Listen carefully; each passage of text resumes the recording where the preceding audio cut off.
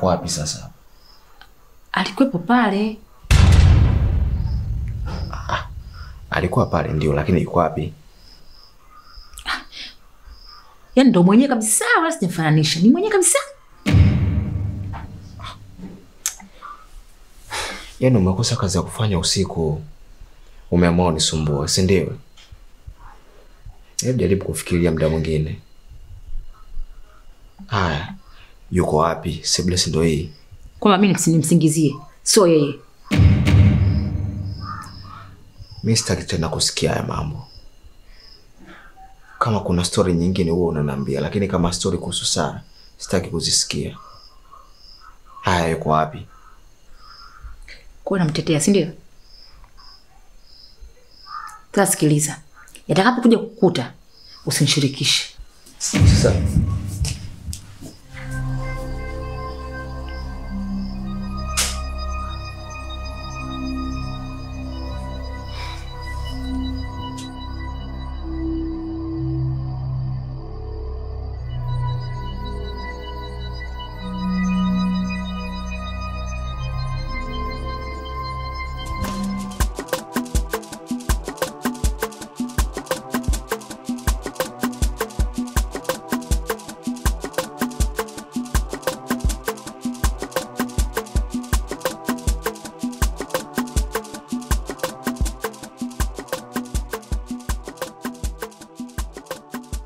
Poa sisa, mambo? Poa mrembo. Poa mrembo, mambo? Poa. Mzima? Sorry, hivi unaitwa nani? Sawa. Oh, Sara. Jina zuri. Lakini nikikuangalia kama vile mgeni sana mitaa hii. Unakaa nyumba gani? Nyuma hivi. Sasa Sara, ukisema nyuma tukielewaje? Nyuma kuko kwingi, unamaanisha wapi yani? Ukitoka nyumba hiyo, ya pili, ya tatu. Pili ya tatu. Geti jeusi sio? Sasa mbona mimi mitaa yangu sana napita hapo. Ila sijai kukubumia. Ila nini sio kesi. Na mazungumzo mengi sana na wewe. So ungenigemi namba yako ungekuwa umetisha sana. Mida fulani hivi nikupigie.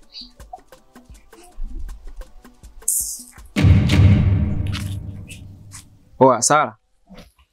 Niache!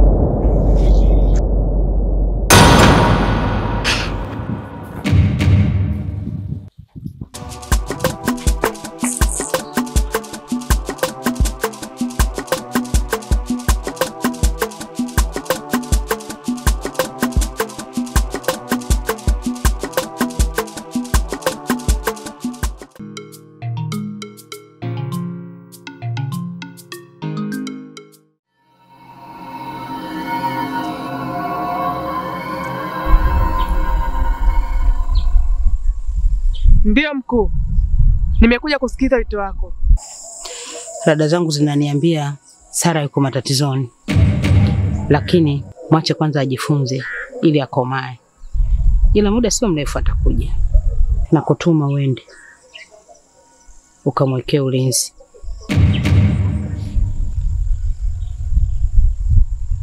Sawa mkuu.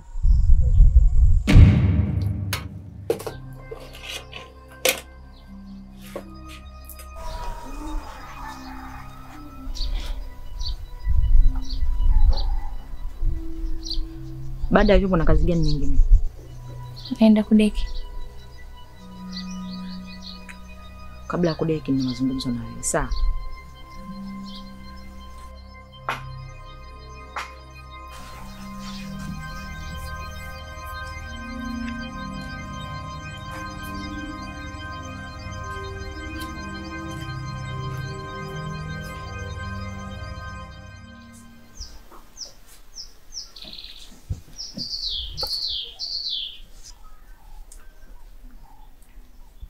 Sara.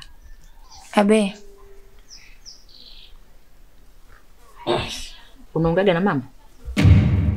Yeah, naongaga naye. Unaongea naye asubuhi, mchana, usiku au siku ya manane? Naongaga naye jioni. Jioni. Okay. Hivi kwani kuna asili ya mizimu?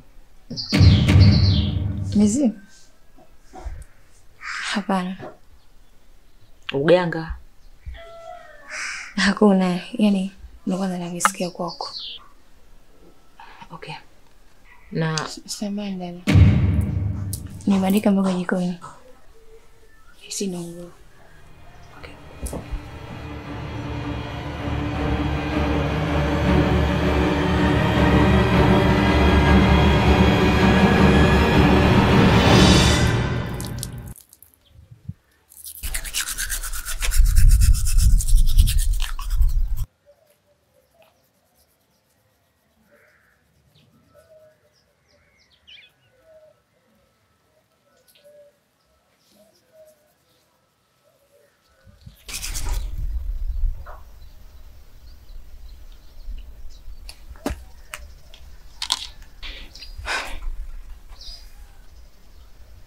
Vipi wewe? Mimi nimechoka bwana. Umechoka na nini? Nimechoka na haya mauzauza humu ndani.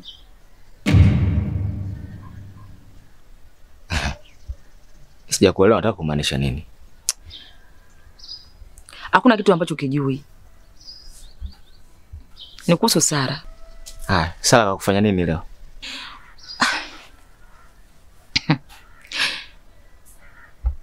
Yaani nimeota ndoto ya ajabu kabisa yani.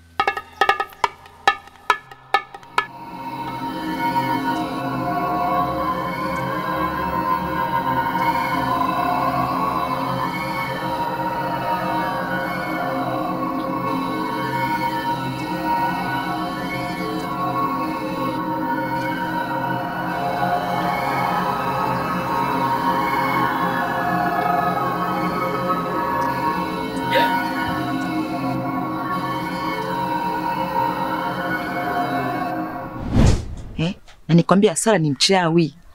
Hunielewi. Mimi nataka kujua kitu gani ambacho kinachokufanya wewe uamini kama Sara ni mchawi? Kwa sababu mara nyingi watu wanasema kwamba ukimjua mchawi basi utakuwa unawanga naye. Kwamba na mimi mchawi au? Mimi sijasema hivyo. Isipokuwa sielewi kitu gani ambacho kinachokupa wewe evidence ya kusema kwamba Sara ni mchawi. Kwani wewe na Sara mna tofauti gani? Kwani kazi zake hazifanye vizuri? Hapiki vizuri? Afanye usafi vizuri? Na kama vyote anavifanya vizuri, basi itabidi uniambie wewe una shida gani na Sara. Inabidi ukae naye chini Sara uzungumze. Nyinyi wanawake mna mambo mengi. Na sio hivyo kila siku mara Sara kafanya hiki, mara Sara hivi, mara Sara hiki, mara Sara hiki. Juzi umeniita. Umeniambia Sara sijui anafanya hiki. Nakuja hamna kitu. Leo unaniambia umeota ndoto za ajabu. Sawa, wewe ulikuwa unatakaje? Tufanye nini? Sijui lini utakuja kuniamini. Afu mimi ndo mkeo. Inabidi uniamini. Nimsingizie Sara kweli? Hapo kwa mauzauza wewe uyaoni. Hapa kuna haya mawili. Aidha toke Sara au nitoke mimi. Mimi nashindwa kuamini kwa sababu sijawahi kumshuhudia Sara hata siku moja akifanya hivyo vitu. Wewe uone, lakini mimi naona. Yaani wewe uone, lakini mimi naona. Napitia magumu kupitia Sara mimi. Unataka ushuhudie siku nimekufa mundani, si ndio? Mimi nimechoka.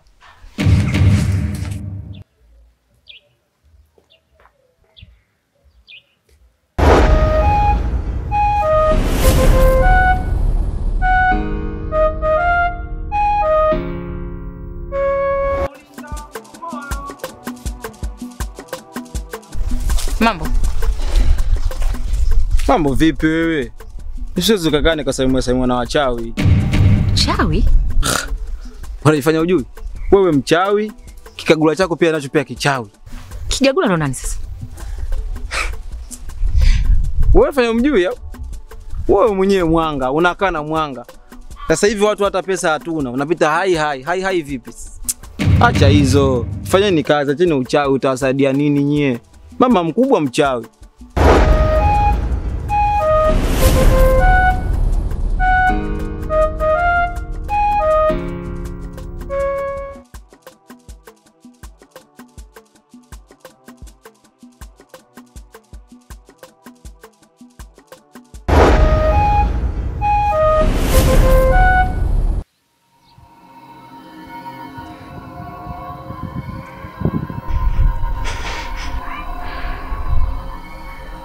Kijana, kilikusibu nini mpaka ukaenda kutangaza sisi ni wachawi? Hivi unasikiaje tukikuacha ukiwa unaenjoy katika hii dunia? Kaa ukijua dunia ina wenyewe na wenyewe ndio sisi. Hivyo kaa kimya.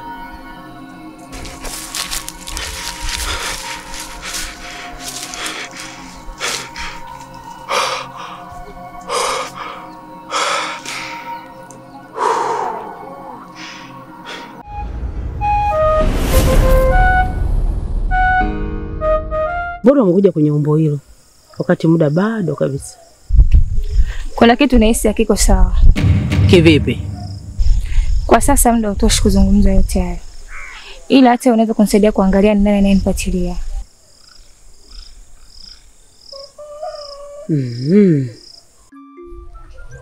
Nilitarajia ujio wako. Naelewa kila kitu kilichokuwa kinakusumbua huko mjini.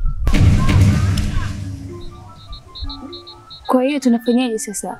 Maana naona kila kitu tulichopanga kinakaribia kuharibika. Akishindikani kitu, kwani wale binadamu tu.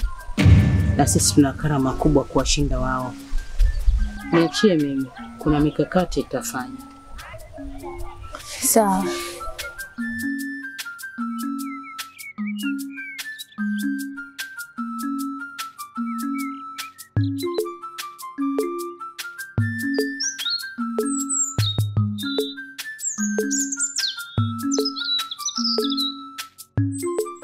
Ndiyo mkuu, nimefanya kama ulivyoniagiza na nimegundua kuna kijana ndio alikuwa akimsumbua na nimeshamalizana naye na nimefanikiwa kumdhibiti vizuri tu. Inawezekana ulivyovigundua ni robo tu ya vilivyopo pale ndani. Si nilikwambia kama Sara atakuja? Sara ameshakuja katika kasri hii. Ongeza umakini katika ulinzi, maana anaonekana ana uadui mkubwa kweli. Sawa mkuu.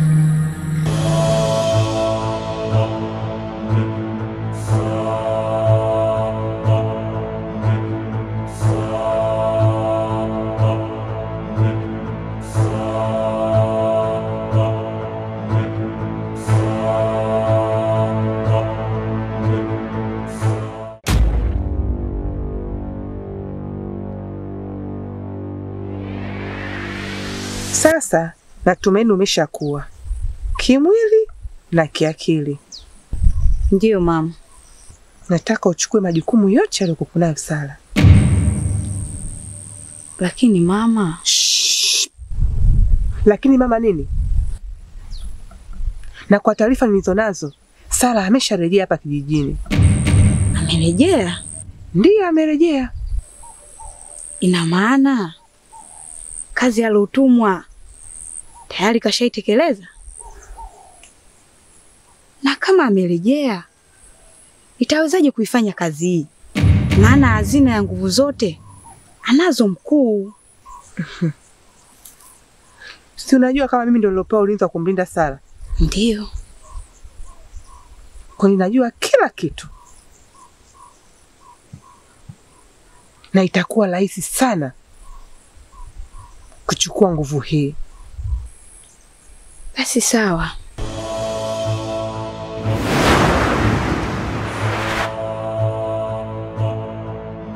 Sasa ni wakati sahihi wa kurudi mjini ukaendelea na majukumu yako, kwa sababu nguvu nilizokupatia naamini zitakusaidia. Lakini mama, mimi sitaki kurudi tena kule. Wale watu ni wakubwa, watanishtukia. Alafu mimi sijazoea kabisa kuishi na binadamu yani. Kuna muda najisahau unaishi kama ninavyoishi huku. Kwa utakuja kunishtukia. Hilo lisikutie shaka. Kwa nguvu ambazo nimekuongezea, hawataweza kukustukia. Ila tu usisahau kila inapofika saa 8 usiku kuendelea na lile jukumu lako nilokuagiza wakati ule. Sawa? Sawa mama. Alafu kuna mama hapa kijijini, naona tangu nimefika ananifatafata sana yani. Kila ninapopita namuona.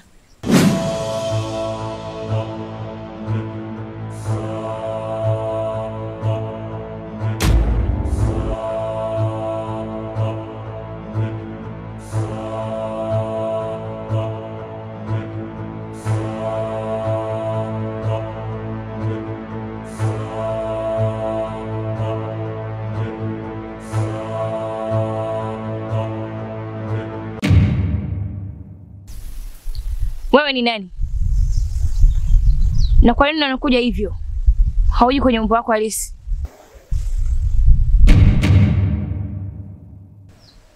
Wewe ni nani?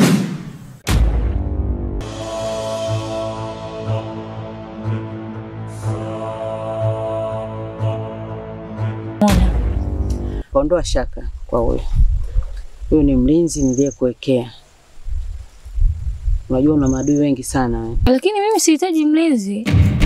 Ondoa shaka. Nimekuwekea kitu cha uhakika. Unajua ninavyokupenda mwanangu. Mimi simwamini yani. Hata kidogo simwamini. Si vyema kumshukia mtu ambaye hajakufanyia ubaya. Mimi nikichagua mtu namchagua mtu wa uhakika. Kwa hiyo ondoa hofu. Sawa.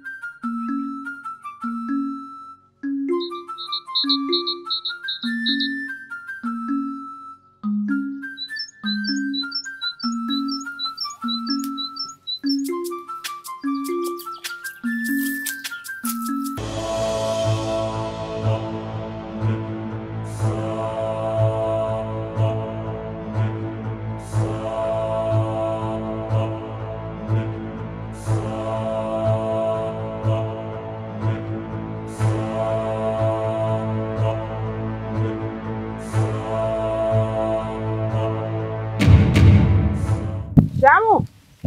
Nisubiri nakuja.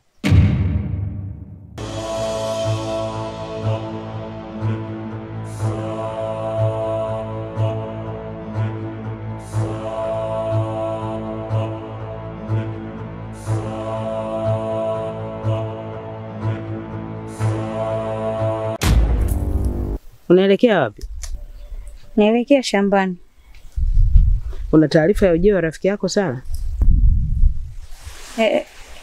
Mkuu. Basi sijakuona nyumbani. Au ndo umezidiwa na kazi? Ndiyo mkuu.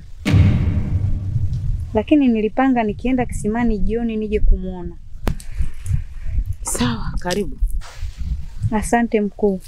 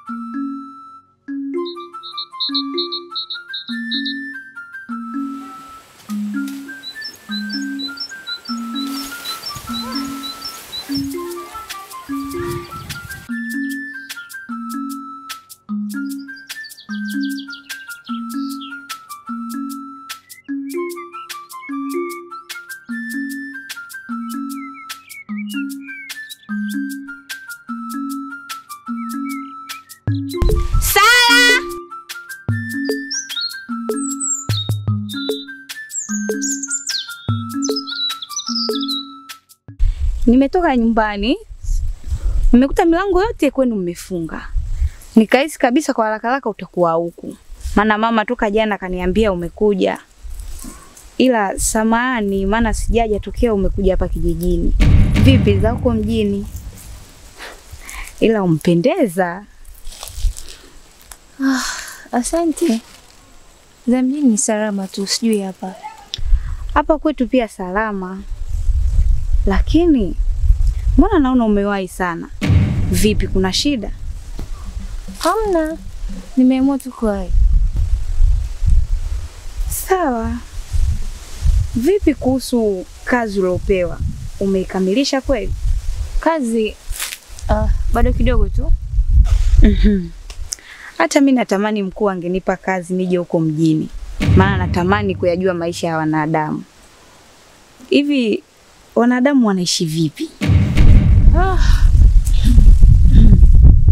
Binadamu hatutofautiana sana sisi. Ila kiukweli ni wanaromba sana. Wapo wenye roho nzuri, ila wengi wao wanaromba mno. Wanaromba? Kwa nataka kuniambia mimi nikienda wataniua? Kama usipokuwa makini kujificha uhalisia wako, wanakuua. Mbona wewe hujafa? Samahani, muda kwenda kwenye ibada sasa umefika. Sawa. Naamini utaniambia mengi baadaye. Acha turudi kwenye ibada. Usijali. Sawa.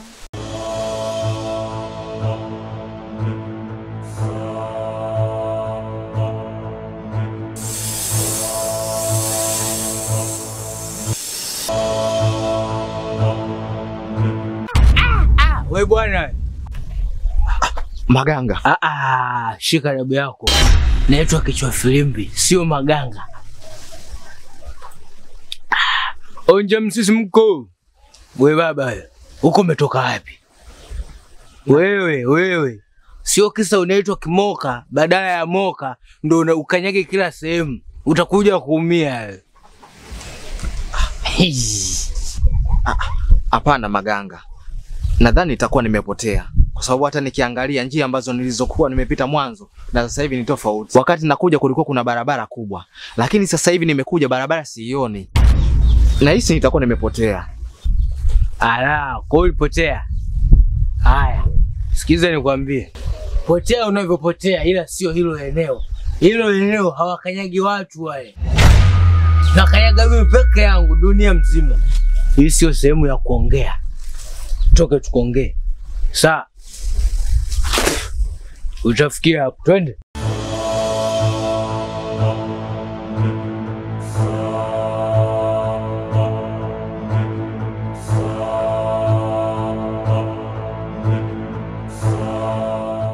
Naam, nimeitikia wito wako. Nimekuita hapa kuja kukwambia kwamba jukumu la ulinzi katika himaya hii leo ni la kwako peke yako. Shamu hayupo, nimemtuma. Katika harakati zangu jana za kupita, nikafanikiwa kumwona binadamu.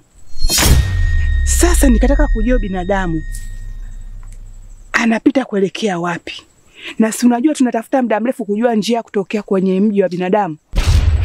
Na sisi sote hatujui njia ya kutokea katika mji huo. Anayejua ni Bi Mkubwa peke yake pamoja na Sara. Kwa nikaambia Sham amfuatilie yule binadamu, ajue mpaka wapi anapokwenda. Hauoni kwamba kutakuwa na hatari zidi yake? Wala sio hatari. Natumaini Sham atarudi. Sawa, hakuna shida. Sawa. Kuwa makini kwenye hili.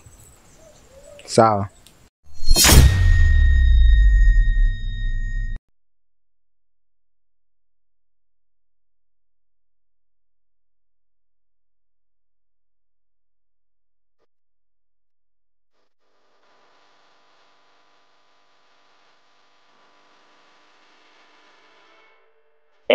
Mungu wangu, shetani wenu. Divisha. Maraba, karibuni. Asante sana, nashukuru. Kimoka, ndo hapa kwa bibi. Nimeshakufikisha. Nashukuru sana bwana Maganga. Wewe bwana wewe. Hivi hilo jina nimekuambia nini? Alafu wewe jamaa wewe sio Mswahili wewe. Wewe unakwambia mimi naitwa kichwa filimbi bwana, au nitoe kofia wa mimi naitwa kichwa filimbi. Mmerugwa wewe. Basi samani sana. Unasemaje? Unashukuru? Iko hivi. Mkono mtupu wa ulambu. Oya, mimi niachie buku nikaongeze mazingira hapo. Unaona kimeisha hichi. Wewe kichwa filimbi. Unakuaje? Mgeni ndo kwanza amefika. Leo hii unamtembezea mazingira ya fedha. Hata kutulia hajatulia. Mimi nawe ndo maana tunakosana kila siku. Huyu rafiki yangu huyu. Mungu huyu. Huyu rafiki yangu bado tunataniana. Uongo Kimoka. Sawa. Basi mimi niwaache. Hamna shida. Hamna shida. Bibi rafiki yangu huyu. Wewe bwana, kwenye jambo mimi niko serious bwana. Hilo buku na shida nalo kweli ujue. Usiponipa hilo buku mzee, nakupoteza, utakuwa uponi hapo. Acha dharau, sawa? Naenda, nikirudi nilikute. Sawa, hamna shida. Hilo limeisha.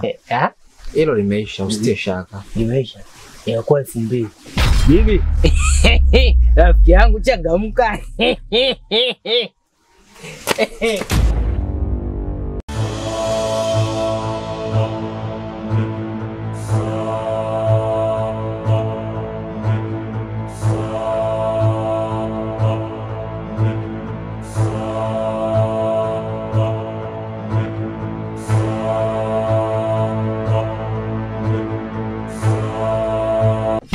Nimehangaika sana kumtafuta. Nimejaribu kuzunguka vituo vyote vya polisi, lakini sikufanikiwa. Na kikubwa zaidi kinachonifikirisha, yule ni mgeni kule. Hakuwahi kufika Dar es Salaam na ndo mara yake ya kwanza. Sasa angekuwa mwenyeji tungesema kwamba kuna mtu ameenda kumwangalia. Lakini kwa ugeni wake ni ngumu sana kusema kuna mtu atakuwa ameenda kuonana naye. Na ana takribani siku 2 sasa hivi. Kwa nimeshindwa cha kufanya. Nikaona suluhisho pekee, labda msaada pekee ambao naweza nikaupata ni kwako. Nirudi, labda huenda yeye alisharudi kijijini bila mimi kufahamu. Na ukizingatia wewe ndiye mtu ambaye uliniunganisha naye, yule mfanyakazi. Kwa hiyo sijajua amepotea vipi. Unaweza ukanielezea jinsi mlivyokuwa mnaishi, kupotea kwake, mazingira yake ilikuwaje? Kiukweli tulikuwa tunaishi mazingira mazuri tu. Na ni maisha mazuri ya furaha. Na hata alivyopotea kiukweli inafikirisha. Alipotea usiku wa manane. Tulienda kulala vizuri, lakini asubuhi tulipoamka milango ilikuwa imefungwa na yeye hatukumkuta. Ndipo ambapo tulipochukua uamuzi wa kumtafuta polisi. Vituo vyote vya polisi hatukumkuta. Kwa hiyo sijui hapo unanisaidiaje bibi?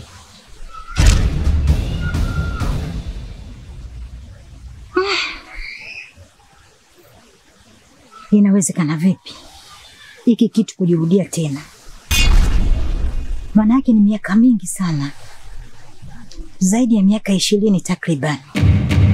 Inakuwaje leo kinajirudia tena?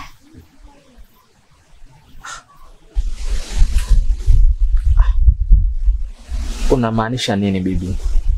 Ina maana kuna lolote unalifahamu juu ya kupotea kwa Sara? Naomba tuongee wakati mwingine. Acha nilifanyie kazi kwa sasa.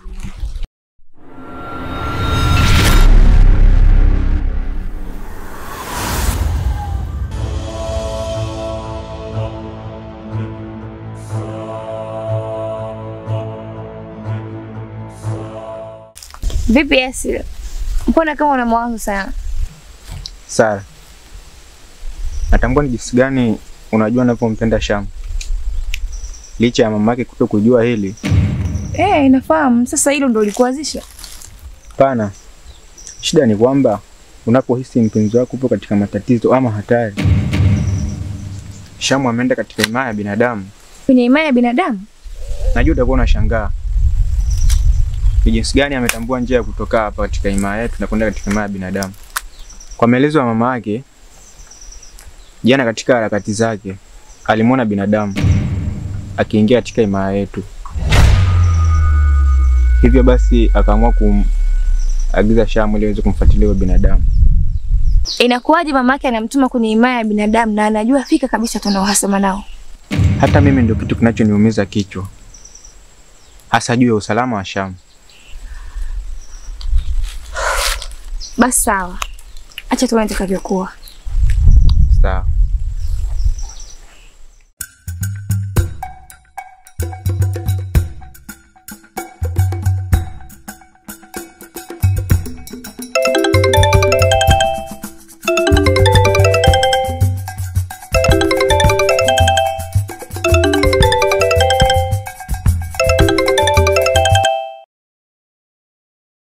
Halo. Ndio ndugu yangu. Ni kweli kaka, nina siku 2 lakini pia nilikuwa nataka nikupigie nikuombe kitu kidogo. Nilikuwa naomba uniombee ruhusa hapo kazini kwa sababu muda ambao nilipanga nitatumia huko kijijini umekuwa tofauti kabisa. Nimekuja kumtafuta yule mdada wa kazi ambaye amepotea. Lakini mazingira yake aliyopotea mimi yamenishangaza na ndio maana nikaona nije huko kijijini kwa ajili ya kumtafuta. Nimejaribu kuzungumza na bibi hapa. Nimeona hata naye pia ameshikwa na mshangao. Na inasemekana kwamba kuna mazingira ambayo kama ya kishirikina. Mimi mwenyewe ananichanganya. Hivyo naomba unishikie nafasi yangu ama uniombee ruhusa. Mimi huku nalifanyia kazi hili jambo. Sawa. Kimoka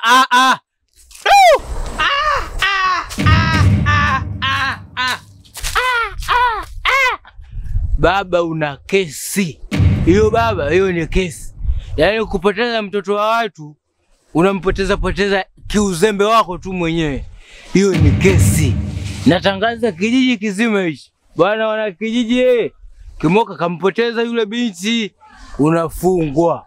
Na ukifungwa uko jela kula manyama, pala wanazipu mbovu. Utakubali show. Subiri. Kichwa filimbi. Haya yote yametokea wapi ndugu yangu? Onja msisimko. Sikia nikwambie, mimi nimeyasikia yote. Wewe nilichokisikia kikubwa zaidi huyo binti. Sasa iko hivi. Utaki niseme au unataka niseme? Kichwa filimbi. Tafadhali nakuomba. Kwa ulioyasikia yote nilokuwa naongea kwenye simu, usije ukamwambia mtu yoyote hapa kijijini. Sasa kumbe nisimwambie mtu yote. Muda ule ukunipa ile buku. Haya, buku lipo? Kwa hapa buku sina. Sasa ile buku hauna, una shilingi ngapi? Jelo je? Hata jelo pia sina. Nina 250 tu, labda nikupe.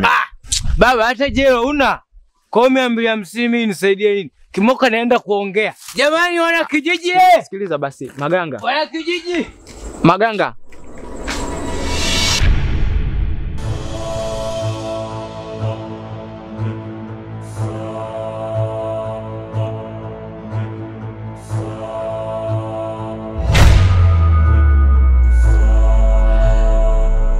Mbona ulitoa wito mapema na umekuja kwa kuchelewa?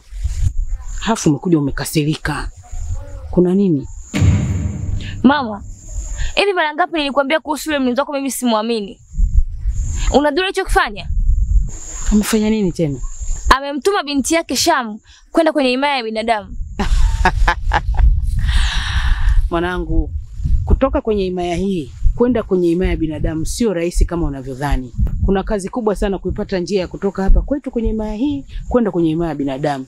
Sio rahisi kama unavyodhani. Kuna urahisi walioupata kwa sababu kuna mwanadamu alikatiza kwenye himaya hii. Kwa hiyo kamtoa binti yake amfuatilie yule hadi atakapotoka yule binadamu na yeye apate njia. Vipi kusababisha matatizo?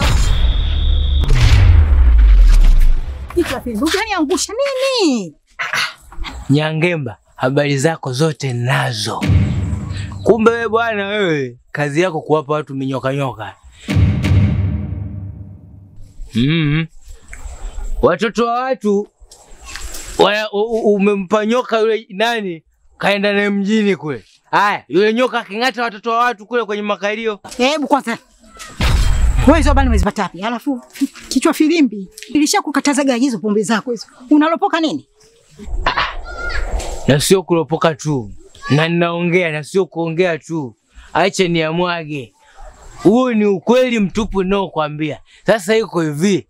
Mimi kijiji chote nasema kichwa filimbi.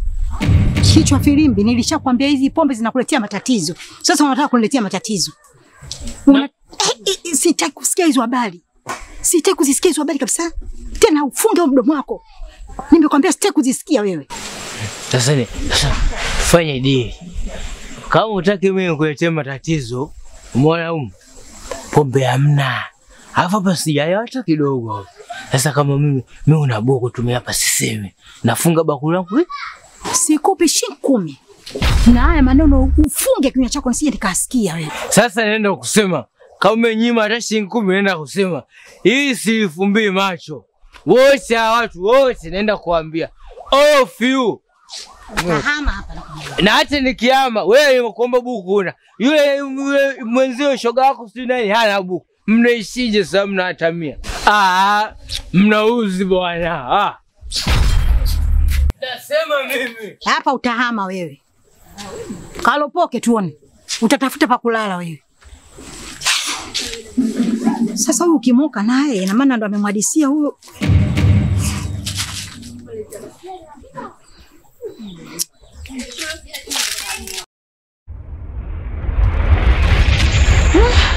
Nataka kunijua mimi ni nani na nitawaonyesha.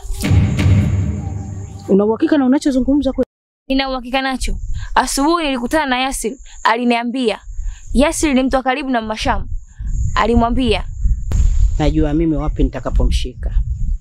Hana ujanja mbele yangu.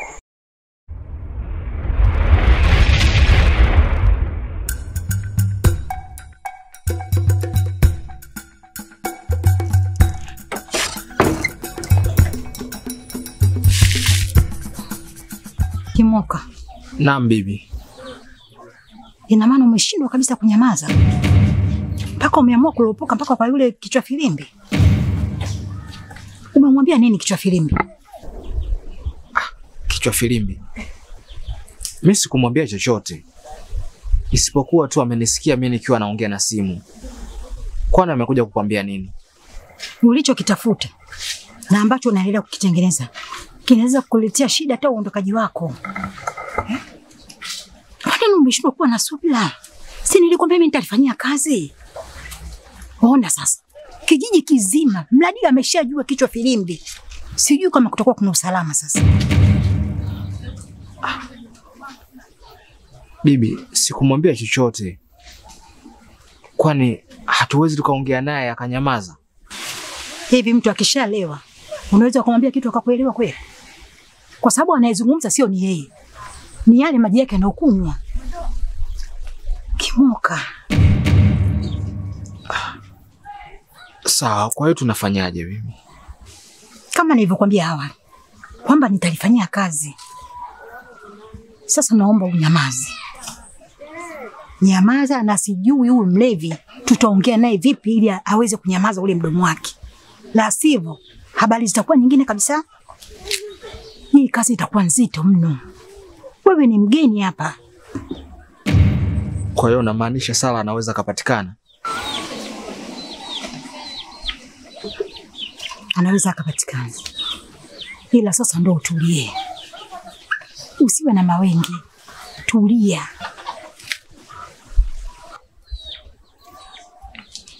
Sawa.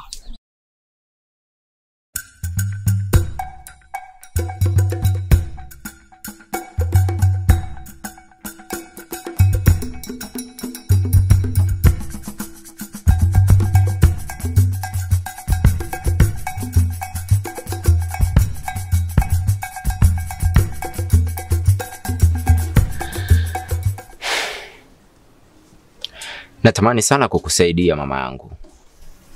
Lakini hiki sio kipindi kizuri watu kusogea kwenye himaya ya nyoka. Maana hiki ni kipindi cha kiangazi. Nyoka huwa wana sumu kali sana kipindi hiki.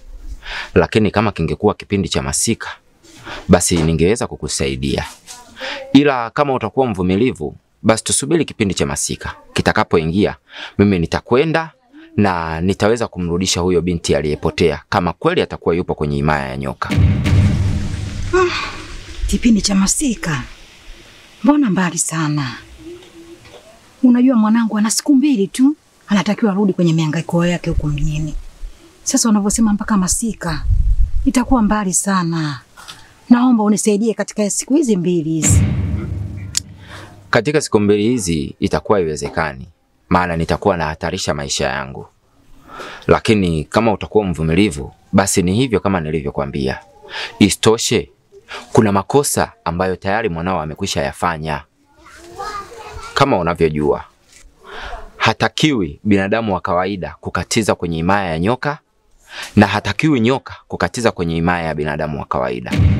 Lakini mwanao amekatiza kwenye himaya ya nyoka. Hivyo, hiyo inaweza ikajenga hatari katika kijiji chetu.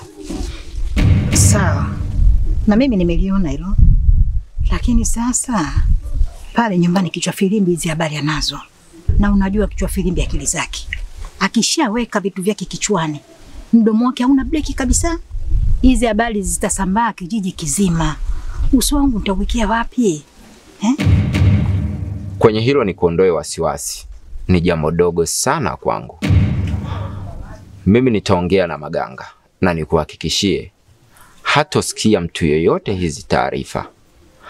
Ila kwenye hilo lingine nadhani kuwa mvumilivu na nitakusaidia. Kwa 2 kwa 2 twende na moja kichwani. Sawa, nitashukuru katika hilo.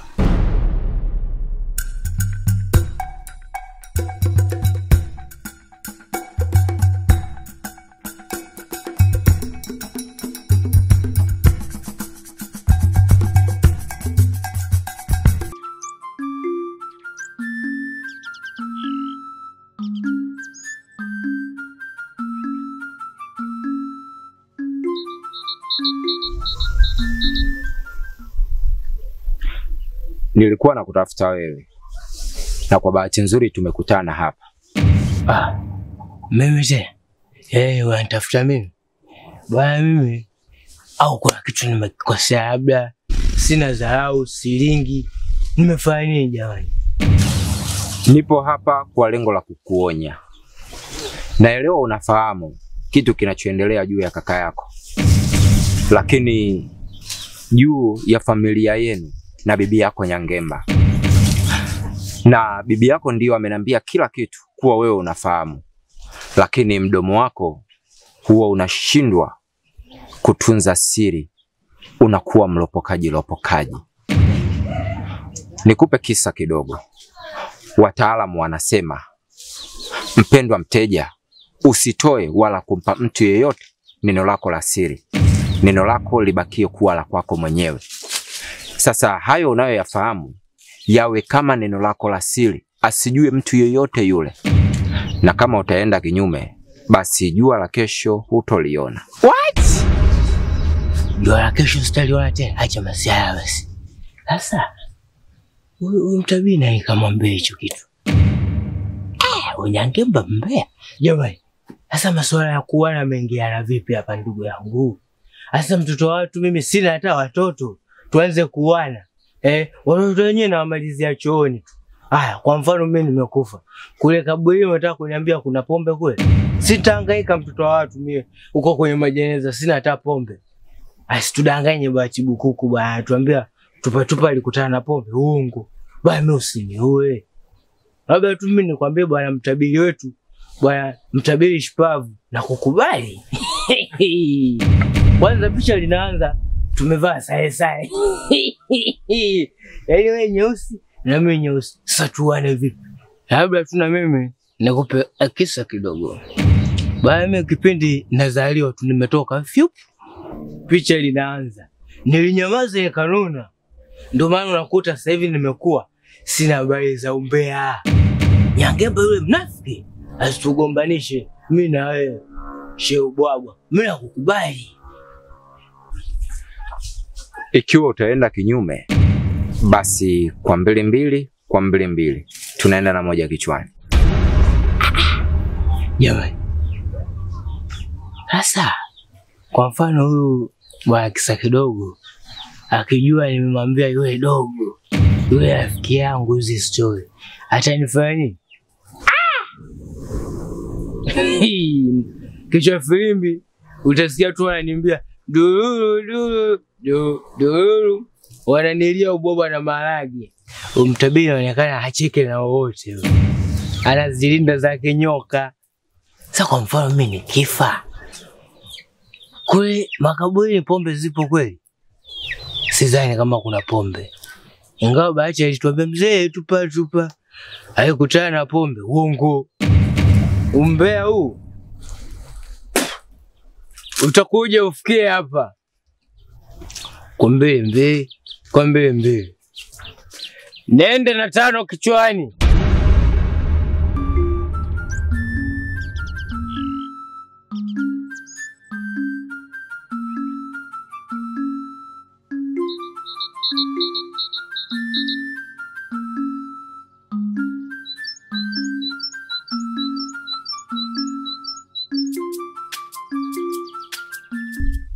Tangu nimefika kwenye himaya hii na wiki kadhaa sasa, lakini sijawahi kukuona. Unaitwa nani? Niko Ali Malkia wangu. Naitwa Chiti. Natokea ukoo wa Zumbe. Na huko unaelekea wapi? Naelekea utafuta chakula kwa ajili ya familia yangu. Basi sawa. Unaonekana ni binti mwenye adabu na heshima. Asante Malkia. Kuanzia sasa naomba uwe mlinzi wangu. Kweli Malkia? Asante Malkia wangu. Basi utaenda kuambia familia yako kwamba kuanzia sasa utakuwa unaishi kwenye falme. Asante Malkia wangu.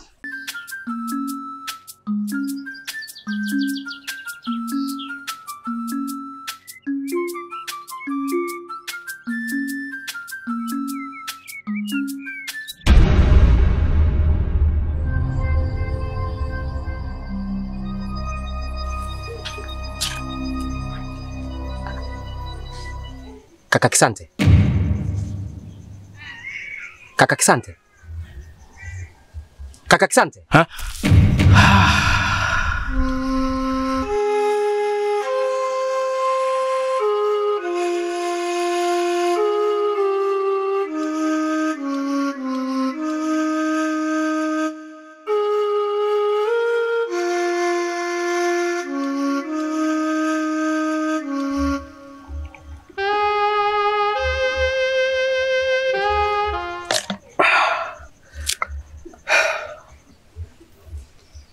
Kaka Kisante, unajua mimi sijazoea kabisa kukuona katika hali kama hiyo. Sijazoea kukuona huna furaha. Usitaki kuniambia hiyo ndoto uliyoyota ndio inakupelekea katika dimbwi kubwa la mawazo kama hilo kakaangu. Mimi nimekuzoea unachangamka muda wote, una furaha muda wote. Alafu hiyo ni ndoto tu, isikunyime raha. Usiamini katika ule msemo unaosema unaweza ukalala maskini ukaamka tajiri. Hiyo ni misemo tu kaka. Tafadhali naomba tumfate mtabiri wa kijiji ili aweze kukuweka sawa na urudi katika hali yako ya kawaida kakaangu. Pepe, ukisikia ukubwa mgumu ndio huu, ila ukikua utajua nini maana ya ukubwa mgumu. Una maana gani kaka? Unajua siku zote mimi nikiota ndoto kuna vitu hivyo viwili. Basi kwa muda huo lazima tukio litokee ambalo nimeliota, au hata kwa kesho yake na kuendelea lazima tukio litokee. Sasa nimekuwa na wasiwasi sana katika moyo wangu. Nimekuwa sina amani kabisa katika nafsi yangu. Na tena kwa ndoto hii ambayo nimeiota, ikija ikatokea, basi katika kijiji chetu hiki kitapata dhuruba kubwa sana. Sana kabisa. Brother Asante, unajua wewe ni wa kwanza kuliona jua kabla yangu. Na kuna mengi sana unayafahamu kabla yangu mimi. Mimi nadhani mpaka unakosa raha kiasi hiki, inawezekana kuna kitu kweli unakiona. Mimi sijategemea uendelee kubaki katika hali kama hii. Basi naomba tunyanyuke ili tuweze kwenda kwa mtabiri wa kijiji. Angalau urudi katika furaha yako kakaangu. Sawa Pepe. Sasa mdogo wangu unaona unakuwa kiakili na kifikra pia. Tugende. Sawa kaka.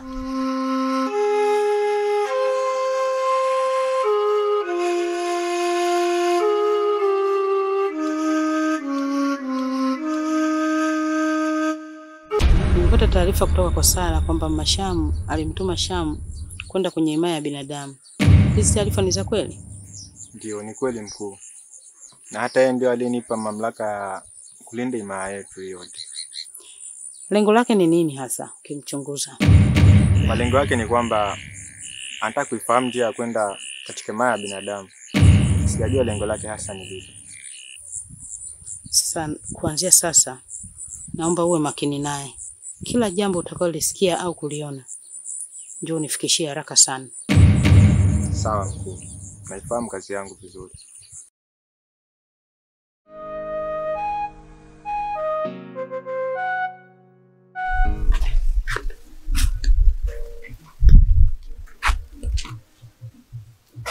Odi.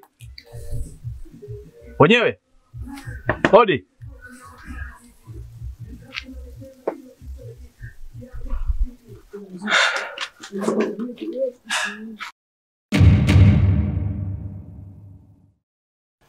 Ndugu yangu mtaalamu. Karibuni. Asante. Asante. Huu ujio unaona hapa ni ujio wako.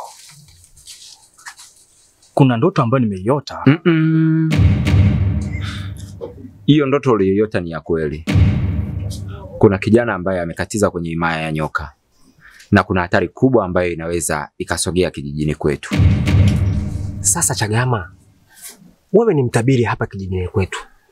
Na siku zote mcheza kwao hutunzwa. Kama kuna mtu amekatiza katika himaya ya nyoka na kuna matatizo au mabalaa yanakuja kutokea, basi tunakutegemea wewe.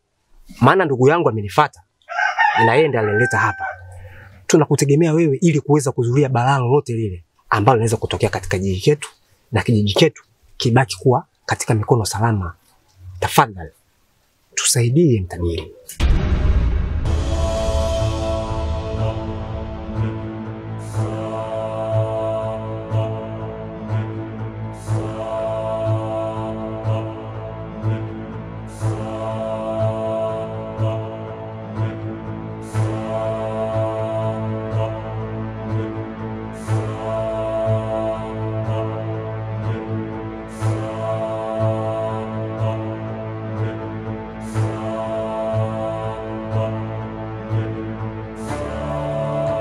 Chiti, tangu nafika kwenye himaya hii, mamangu alinichagulia mienzi.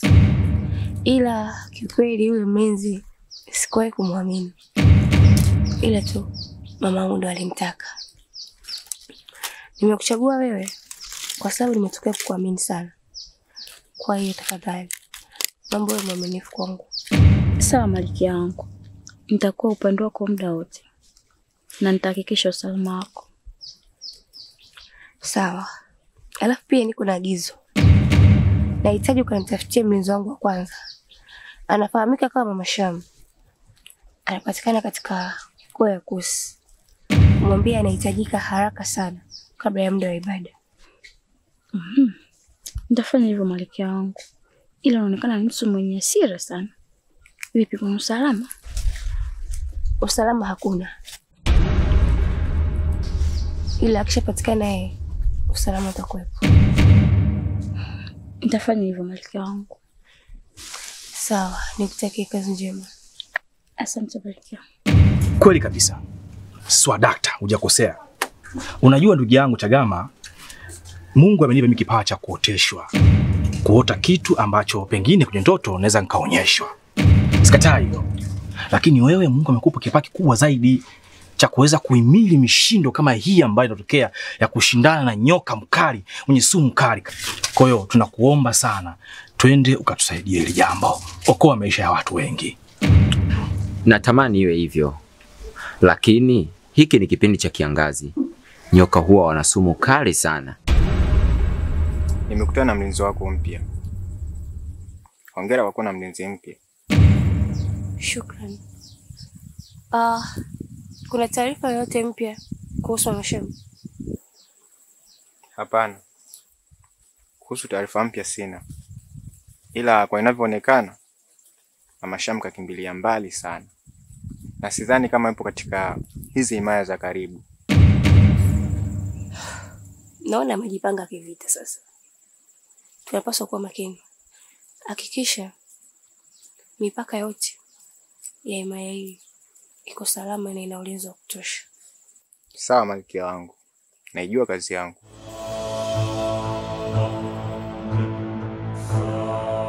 Sina budi kupongeza kwa kazi nzuri unayofanya. Umekuwa ukifanya kazi zako kwa weledi, kwa haraka pia na kwa umakini. Unaweza kunipa mrejesho wa kazi yangu uliyokutuma? Malkia wangu, nipo leo na muda wote utakaonihitaji.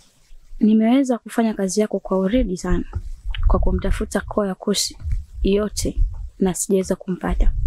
Hivyo basi nimeamua kujiongeza na kwenda kwenye Koa ya Kasi na Mashariki, pia sijampata. Ila kwa taarifa nilizozipata za chini chini, huyo mtu amesadika katoroka. Niliyafahamu yote haya. Basta Malkia wangu, kwani kafanya kitu gani? Mbona natumia nguvu nyingi kumtafuta? Unakumbuka nilikwambia kwamba sijawahi kumwamini? Kuna usaliti ameufanya. Na hii si kwa yeye tu. Hata wewe au yoyote atakayefanya usaliti ni lazima atafutwe kwa nguvu kubwa na kupewa adhabu. Sawa Malkia wangu. Unaweza ukaenda. Nahitaji kubaki peke yangu. Malkia wangu, vipi kuhusu salama wako? Ndo.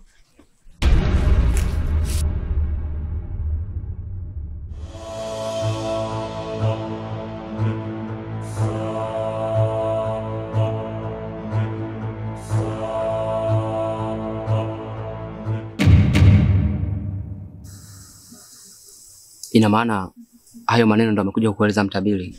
Ndio. Sasa kama ameweza kukwambia kuwa usimwambie mtu yoyote yule, uliwezaje kuja kuniambia mimi? Uone kuona niingiza katika matatizo? Nimekwambia hivyo kwa sababu kakaangu Kimoka kashakatiza kule kwenye maya nyoka. Kwa hiyo nyoka yote kaitibua buu. Kifuatacho ITV sasa. Watu kungatwa kwenye makalio tu. Na wewe rafiki yangu ukingatwa kwenye makalio, hiyo sumu naitoa vipi sasa? Na kingine nimekwambia kwa sababu vibukubuku tu unanistendiaga. Umeelewa? Mimi nimekuelewa. Lakini hapo hujaniepusha, umeniingiza katika matatizo. Sasa hapo wewe kwa akili zako tunafanyaje?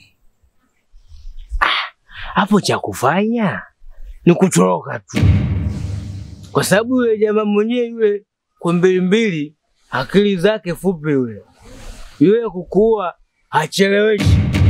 Akikwambia kisa kidogo umeisha.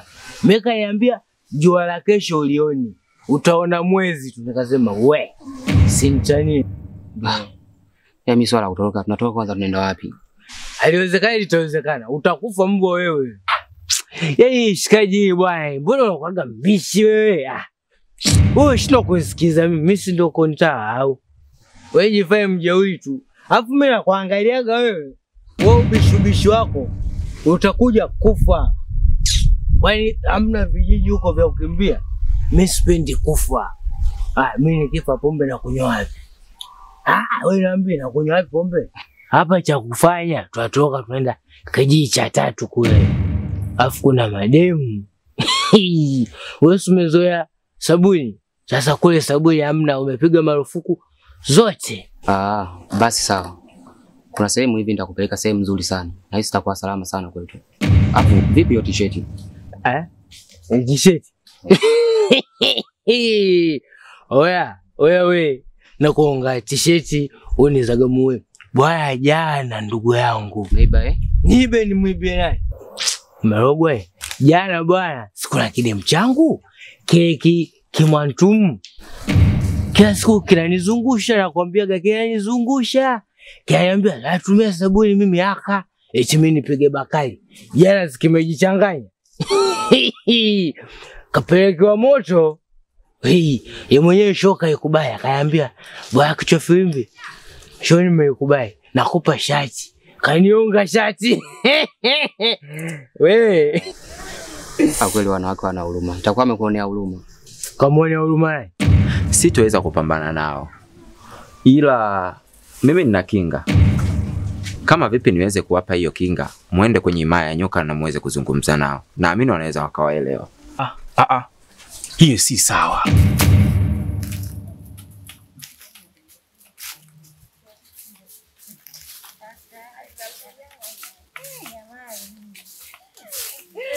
Kwanza atupelile mdogo wangu.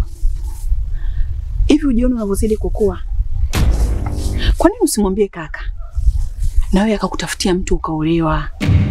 Haikuumi tunavyoenda katika ndoa za wenzetu eti. Yaani dada, mimi umenisimamisha hapa nikajua nataka kuniambia jambo gani? Hasa swala la kuolewa, hauoni kama mimi ni mdogo dada? Hao wengine wanaolewa washafikia umri wa kuolewa, mimi bado mdogo dada. Lakini mbona usiolewe wewe? Maana mfano ungeanza kuonesha wewe. Unaniambia mimi na nani mkubwa? Mkubwa ni wewe, anza kuolewa wewe, mimi ndo nitafuata dada. Tu mdogo wangu. Yaani shida sio mimi kuolewa. Hata dada.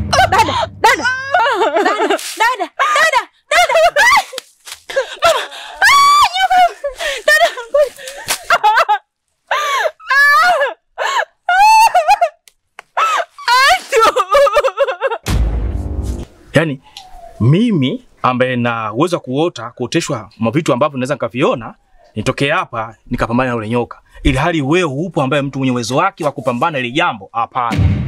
Hapo hakuna usalama bwana. Kaka tukaingata nyoka kaka.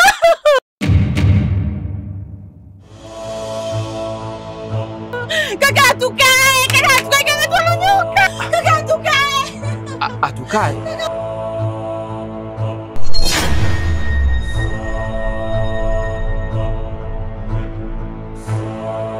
Kwani bibi, ina maana umeshindwa kabisa kuzungumza naye akatusaidia kwa wakati huu?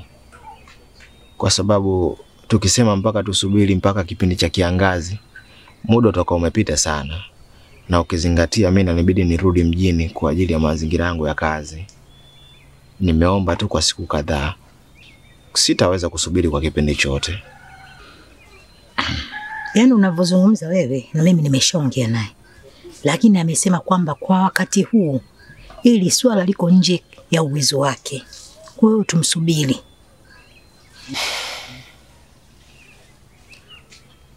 Kwani anaenda kumtafutia wapi?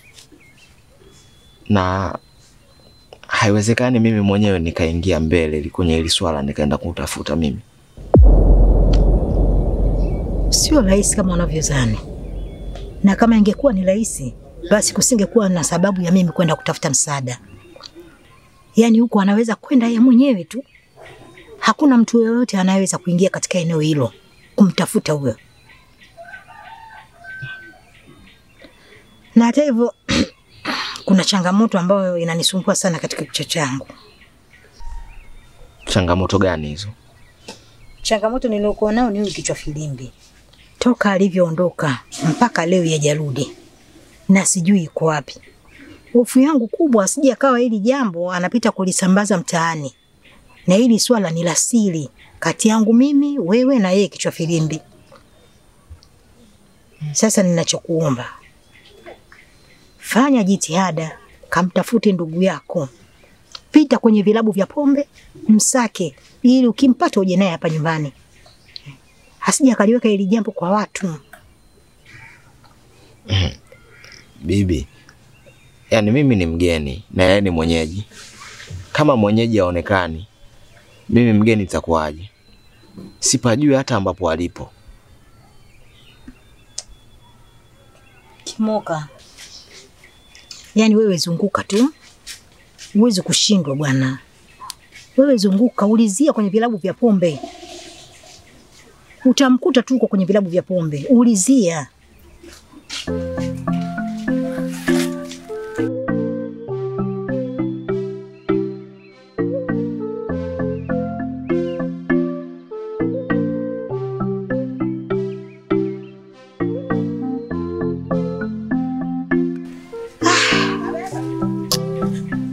Anapita kwenye wakati mgumu sana. Utafanyaje sasa unafikiri?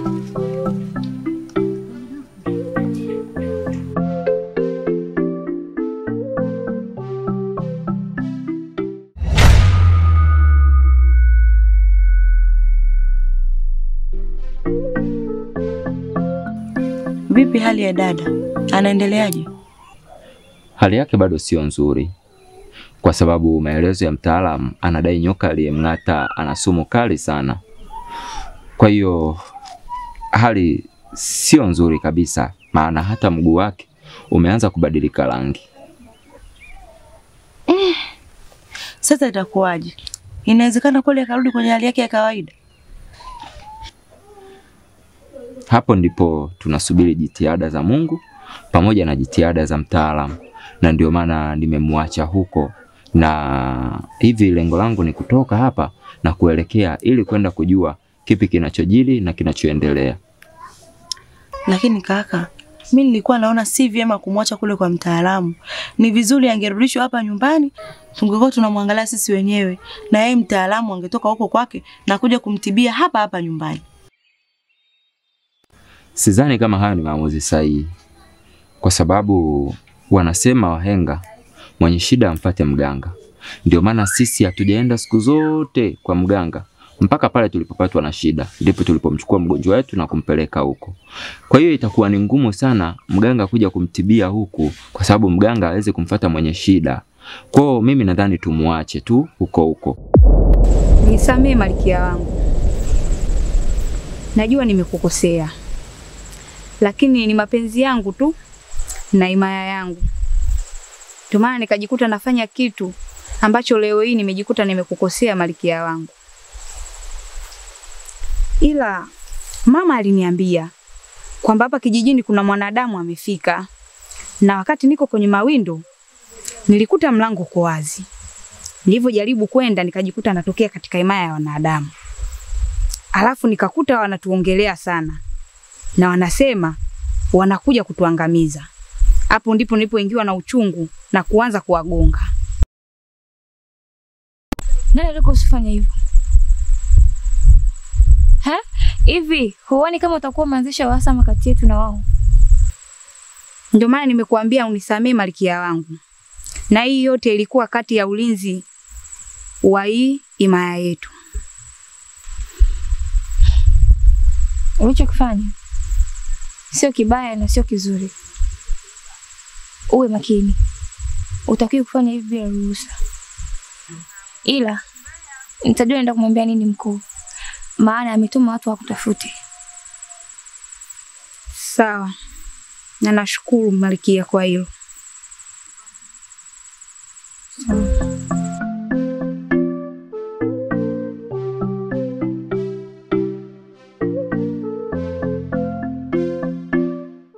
Nesa. Fanya kunesa. Jigilingi. Nesa. Kunesa. Wewe. Sasa ndugu yangu, sawa, sikatai. Tumekuja kujificha, tumekimbia vita. Lakini huku katika tembea zangu zote nimezunguka, sijakutana sehemu wanauza pombe. I mean ubanda. Hapa tunavyoniona natembelea choki. Yaani pombe iliyomo kichwani ni ya jana. Haya je, ikishaisha nitaishishije? Sengea tujazoea ukaidi sisi. Nisikilize ndugu yangu. Huku nimekuja kwa ajili ya kujificha ili kuondoka yale mabalaa ya kule. Na swala la pombe huku hakuna ubanda wala sehemu wanapouza pombe. Kwa hiyo kaa kwa kutulia. Alafu kuhusu swala la wanawake hata usijali. Yaani kama nilivyokuambia toka mwanzo, huku wanawake ni wengi sana. Na kuna mpenzi wangu hapa ni mzuri. Afa nenda kuleta shoga yake mzuri kweli. Na akifika na imani tutampenda. Kwa hiyo masuala ya pombe futa akilini kwako, sawa? Hivi huwa unaumwa UTI sugu Ushokuumwa UTI wewe? Fuchizini. Hivi pombe unaniambia niachane nayo. Nitumie style gani? Haya, nisipokunywa pombe naishishije? Hao wanaouza ubanda watapata vipi riziki? Pombe siachi na wanawake nitaacha. Pombe ulinganisha na wanawake umerogwa nini?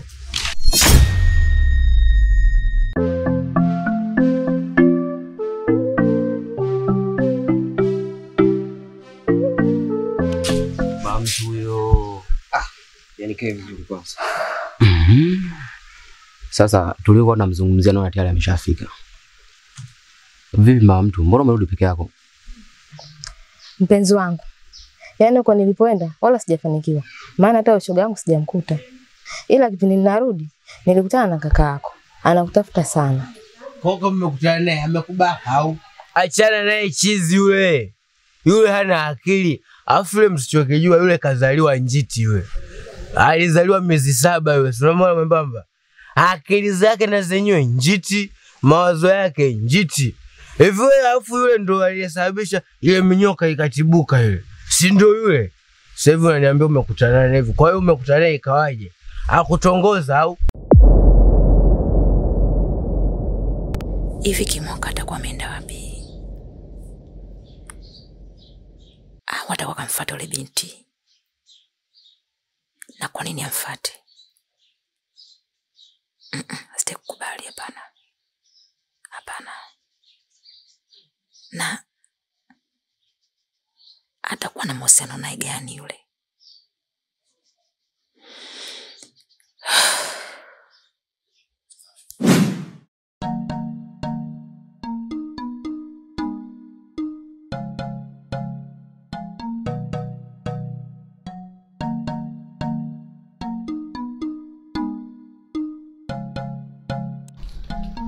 Kijola, mbona kama unajiandaa kufanya usafi mwenyewe? Na mazingira ni machafu sana. Kwani Sara yuko wapi? Na wasiwasi Sara ameondoka. Ameondoka? Ameondoka ameenda wapi? Ikiwa yeye ni mgeni hapa mjini.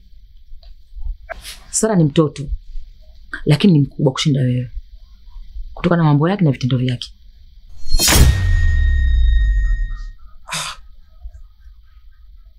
Ina maana bado una chuki dhidi ya Sara?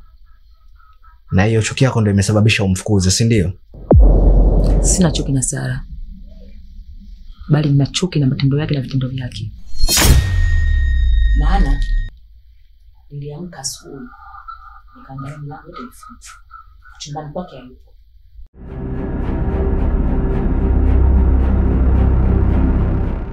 Milango imefungwa na chumbani kwake hayupo. Sasa atakuwa katoka saa ngapi? Na kaelekea wapi? Kwa nini mtetea Sara kiasi hicho? Mna mahusiano gani wewe na Sara? Kwa sababu kila ninachokisema juu ya Sara lazima upinge. Mbona tia wasiwasi wewe? Nina mahusiano naye vipi? Mimi namchukulia kama mdogo wangu tu, na isitoshe mimi ndo nina dhamana ya kumchukua kutoka kijijini kule kwa bibi na kumleta huku. Hivi unadhani nikienda kijijini nikiwaambia kwamba kirahisi tu Sara hayupo, ametoroka, wanaweza wakanielewa? Au unanitafutia kesi mimi? Lazima tujali usalama wa Sara.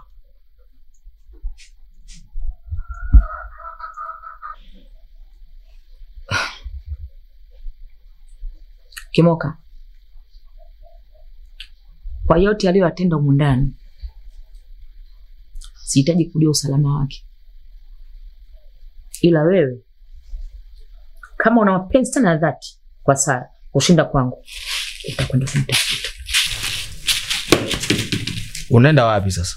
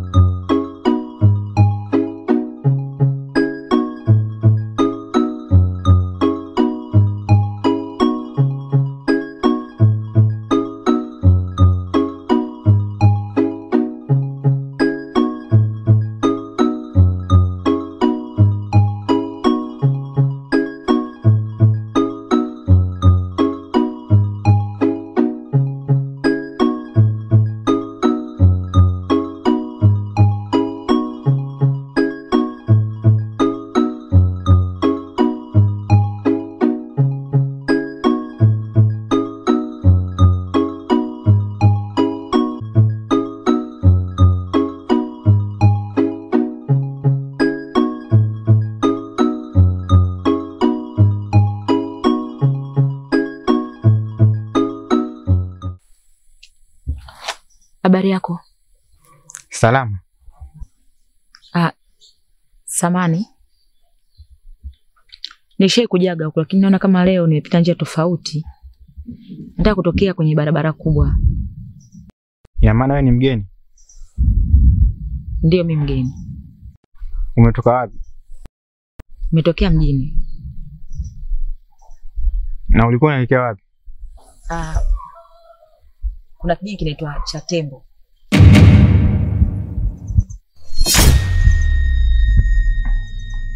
Twende basi takupeleka.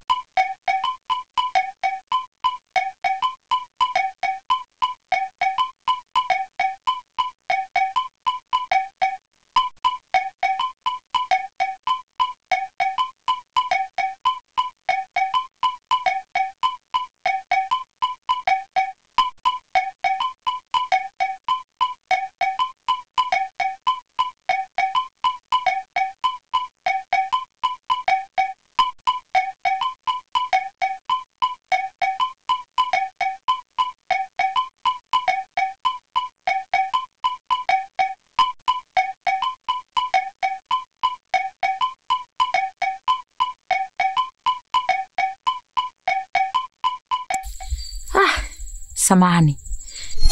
Mimi ushauri wangu ningeomba kwanza uende kwenu. Maana familia yako itakuwa inakutafuta sana. Nisikilize mpenzi wangu. Swala kusema kwamba huyu arudi kwao ni swala ambalo haliwezekani. Kwa sababu tumekimbia kule ili utuje kujificha. Sawa?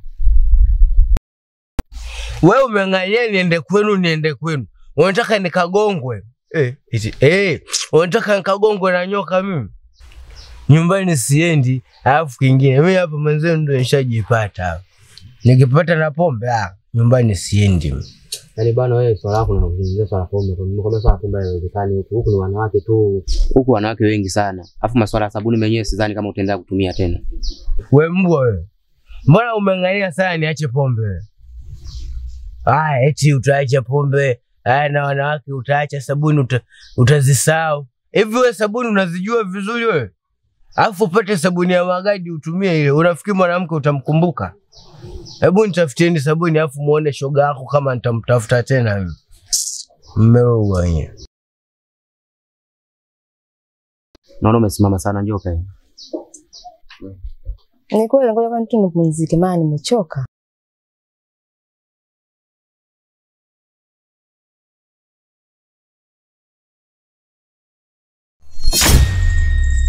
Tumekuja kipindi kile hatukuzunguka kiasi hiki, tukatokeza barabarani. Lakini leo naka mzunguko umekuwa mkubwa sana. Au na umepotea? Hapana, mimi sijapotea. Nimechoka. Hapana, hatuko mbali sana na hapa, ni karibu sana. Tuendelee na safari.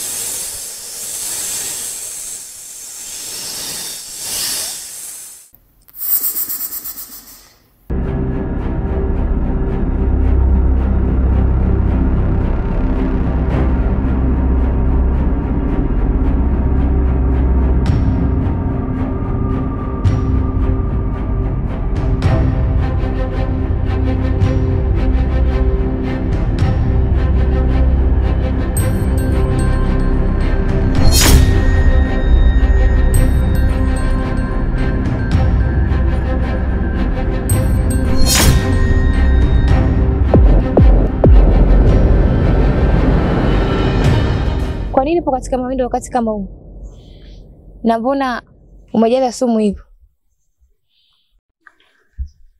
Kuna binadamu kajichanganya.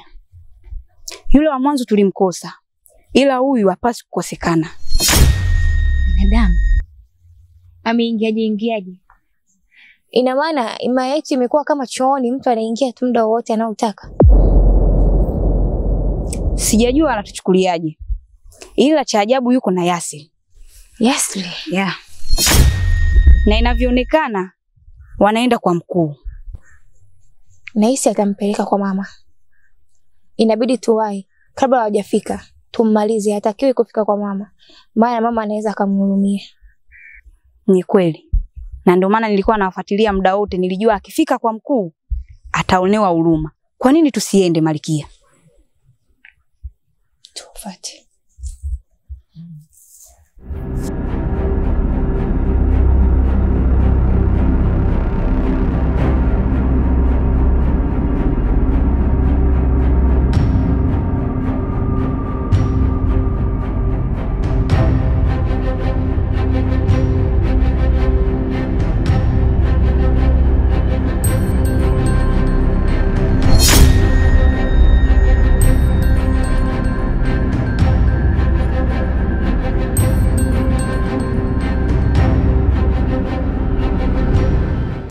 Kaka, nimechoka.